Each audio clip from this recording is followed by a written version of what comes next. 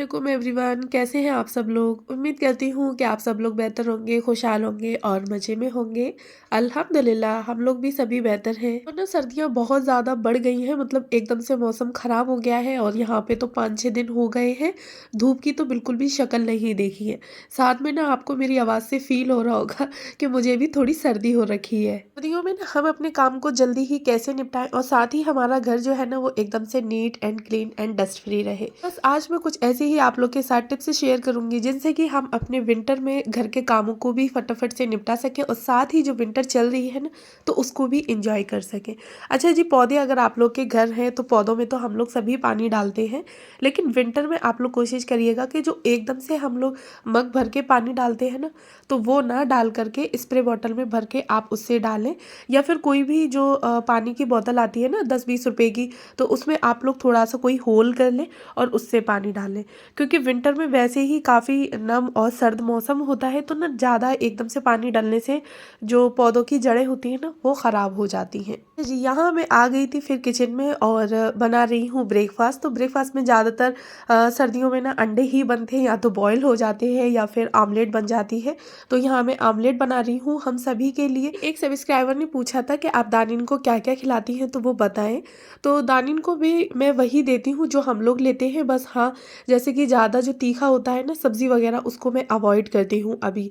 लेकिन आमलेट जैसे अगर हम लोग ले रहे हैं तो दानिन के लिए भी मैं बिना मिर्ची का सिर्फ नमक डाल के एक अंडे का एक ब्रेड का ऑमलेट बना देती हूँ। तो वो भी हम लोगों के साथ ना इंजॉय कर लेती है और हम सभी साथ में बैठ के अपना जो ब्रेकफास्ट होता है वो ले लेते हैं। 2024 जो है वो ख़त्म हो चुका है और 2025 स्टार्ट हो चुका है। तो सभी लोग ना नए साल की खुशी मना रहे हैं, लेकिन अगर आप लोग एक तरीके से देखें तो हमारी ज़िंदगी में से ना एक साल कम हो चुका।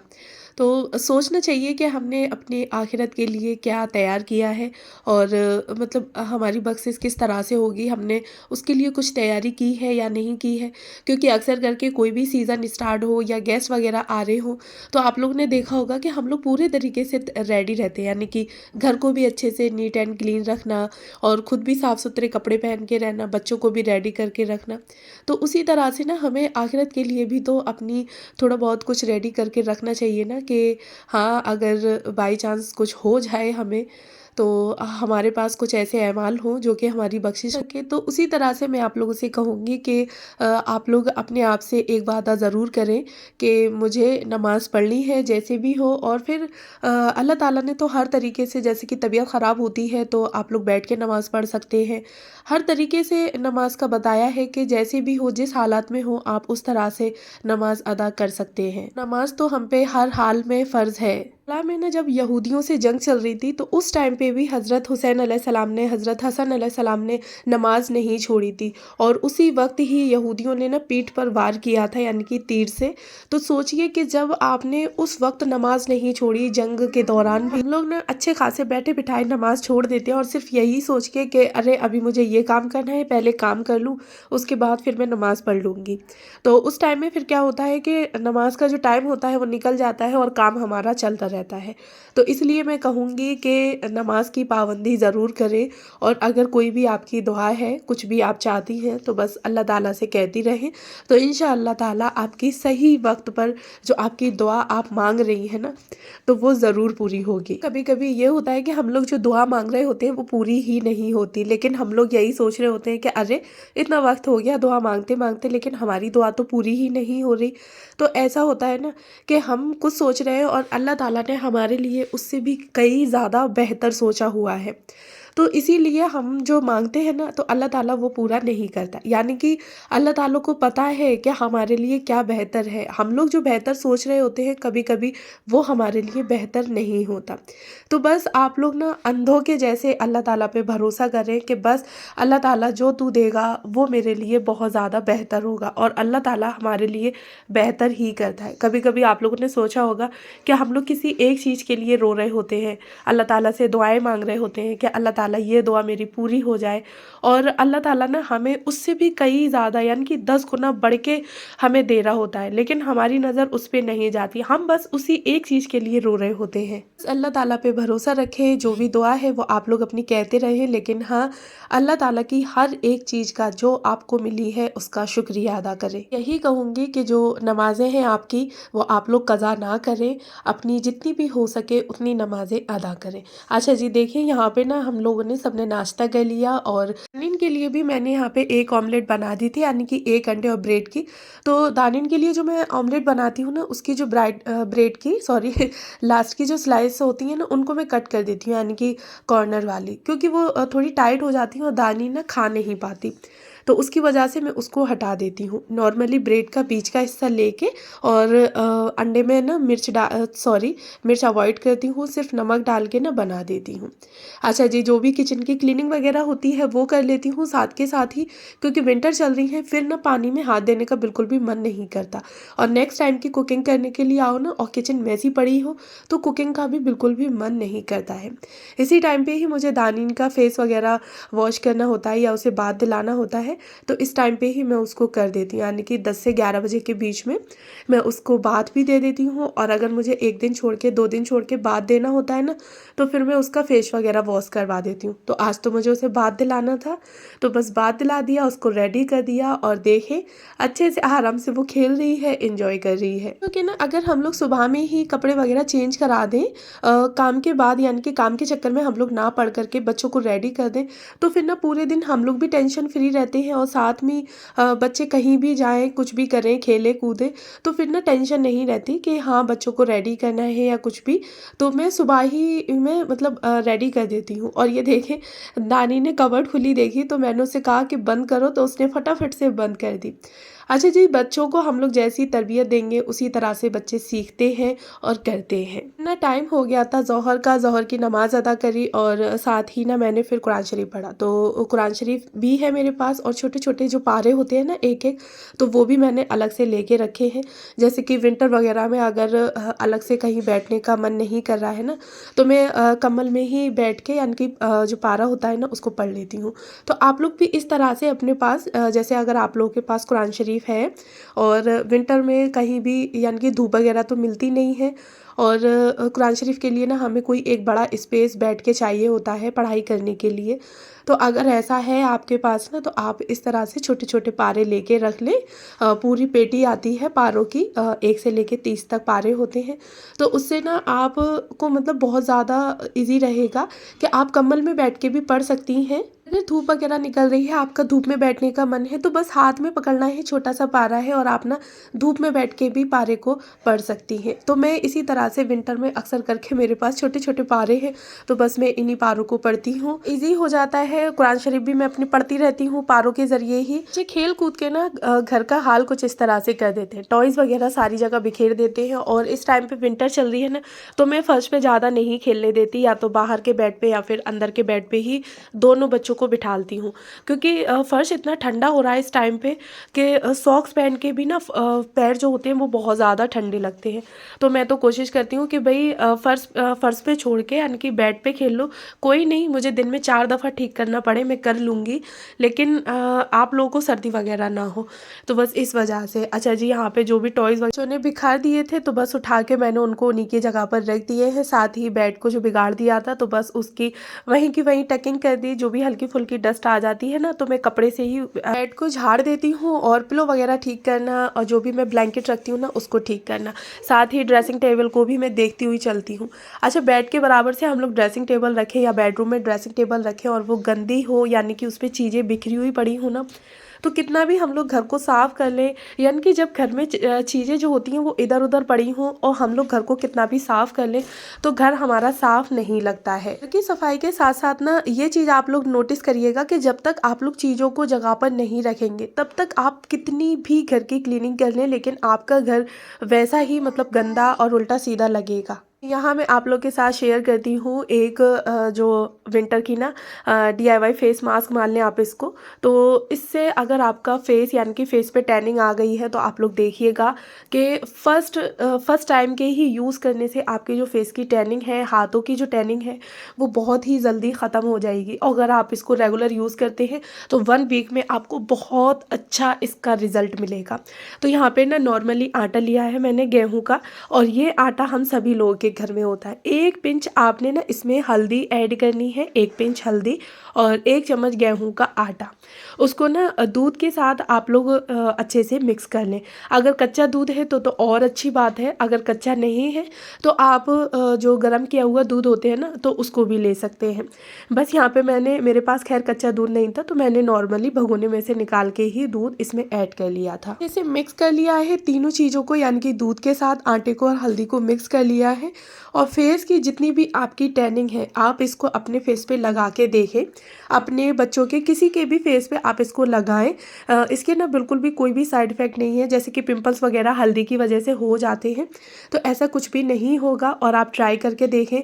फर्स्ट टाइम के यूज़ से ही ना आपके जो फेस की टैनिंग है वो बहुत ज़्यादा कम हो जाएगी। और विंटर में अक्सर करके हम लोग धूप में बैठते हैं, टैनिंग फेस पे आ जाती है। इससे बचने के लिए ना फिर हम लोग काफ़ी महंगी महंगी चीज़ें यूज़ करते हैं।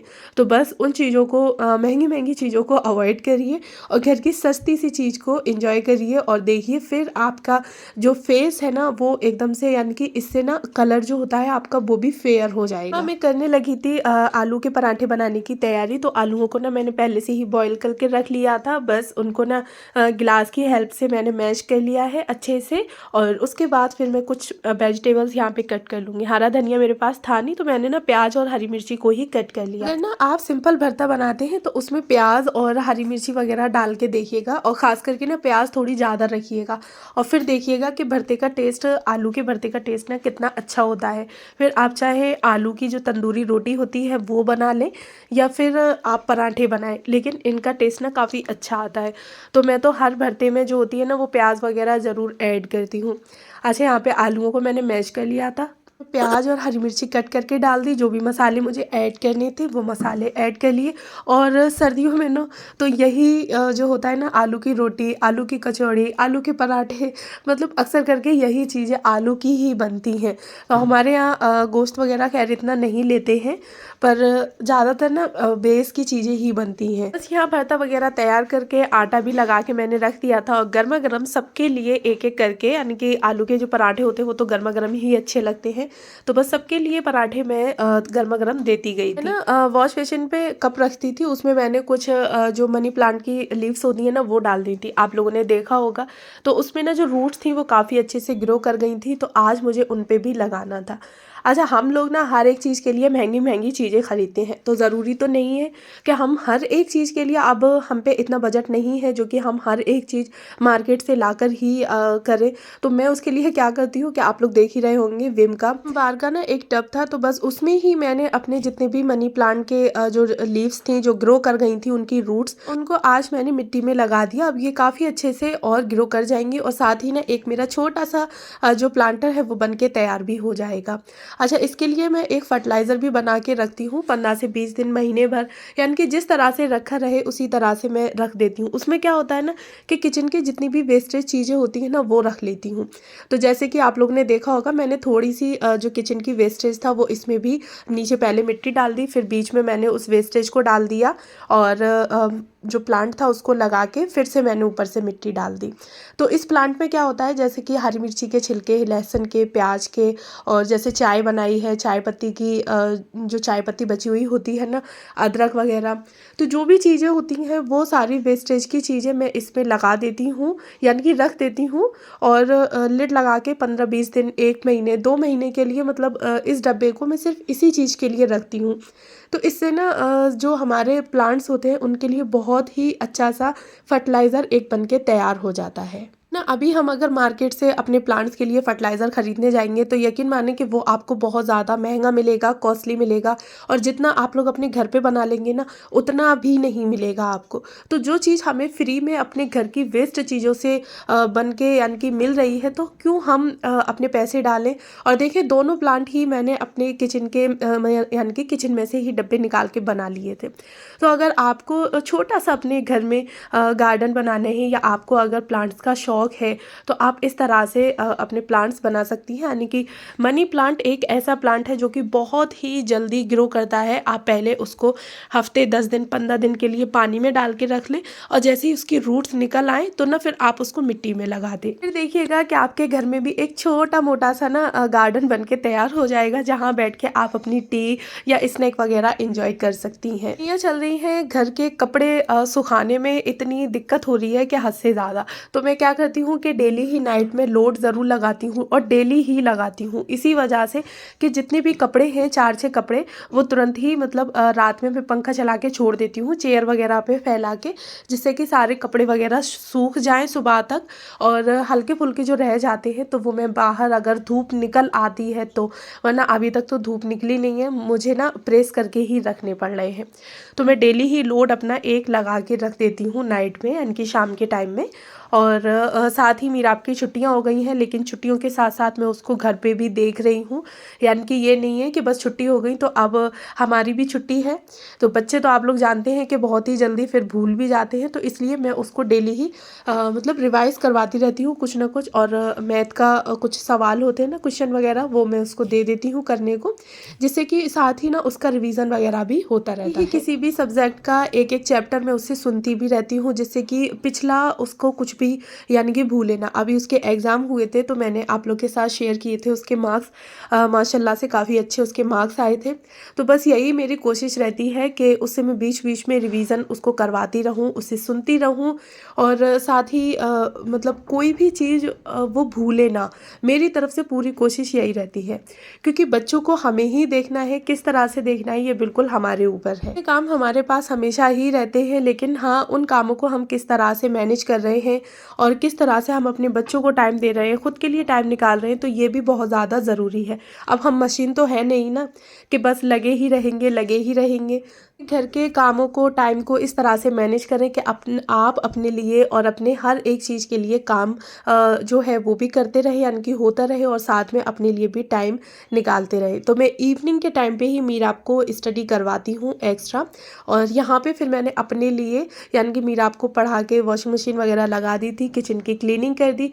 उसके बाद फिर मैंने अपने लिए एक पराठा बनाया आलू का और दही के साथ इंजॉय किया। तो बस वो जो दही खाया था ना, तो उसी का आज मुझे असर दिख रहा है कि मेरा ना गला थोड़ा ख़राब हो गया है, साथ में हल्की सी सर्दी भी हो गई है, मतलब नज़ला हो गया है ना। विंटर में हम लोग पानी, आप लोगों ने देखा होगा कि हम लोग कम पीते हैं, तो उसके लिए आप लोग क्या करें कि एक केटल में ना पानी को गर्म करके रख लें, और बच्चों को भी हल्का गुनगुना करके ही पानी दें। तो इससे ये होगा कि आपके और बच्चों को सर्दी नहीं होगी, साथ में बॉडी में जो पानी की कमी होगी वो भी नहीं होगी। अच्छा जी, आज मेरा गूगल एडसेंस का जो पिन था वो आ गया, तो मैं बहुत ज़्यादा खुश थी। यकीन माने मतलब बहुत अच्छा लगा मुझे। इवनिंग के टाइम पे या आफ्टरनून का टाइम होगा शायद, मुझे अच्छे से याद नहीं है। तो मेरा गूगल एडसेंस का पिन आ गया था, तो बस सोचा कि मेरी ये मतलब मेरे लिए बहुत बड़ी खुशी की बात है, और आप लोग के साथ मैं ज़रूर शेयर करूँगी। बस वीडियो भी मैंने बना ली, मतलब बहुत ज़्यादा ही खुश थी मैं। गूगल एडसेंस का पिन मेरा आ गया फाइनली। चैनल तो मेरा मोनेटाइज हो गया था, बस पिन आना बाकी रह गया था, तो आज ये भी आ गया। इसमें ना गूगल एडसेंस का पिन में एक अंदर पिन निकलता है, जिसको हम लोग अपने चैनल पे यानी कि चैनल का जो वेरिफिकेशन वगैरह होता है ना, तो वो इसी कोड की वजह से होता है, इसी पिन की वजह से होता है। 6 डिजिट का पिन होता है, तो बस उसको मैंने डाल दिया, और जो मेरा चैनल का वेरिफिकेशन था तो वो कंप्लीट हो गया। माशाल्लाह से बहुत ज़्यादा खुशी हुई, और आप लोगों को भी मैंने अपनी इस खुशी में शामिल किया। तो अच्छा जी, मैं चलती हूँ, फिर मिलूँगी आपसे नेक्स्ट वीडियो में। और अगर आज आप लोगों को मेरा जो ब्लॉग है, वीडियो मेरी पसंद आई है, तो प्लीज़ मेरे चैनल को ज़रूर सब्सक्राइब करें, साथ में वीडियो को भी लाइक करें। कमेंट बॉक्स में बताना ना भूलें कि आप लोगों को मेरा ब्लॉग कैसा लगा। मिलती हूँ नेक्स्ट वीडियो में। Thanks for watching.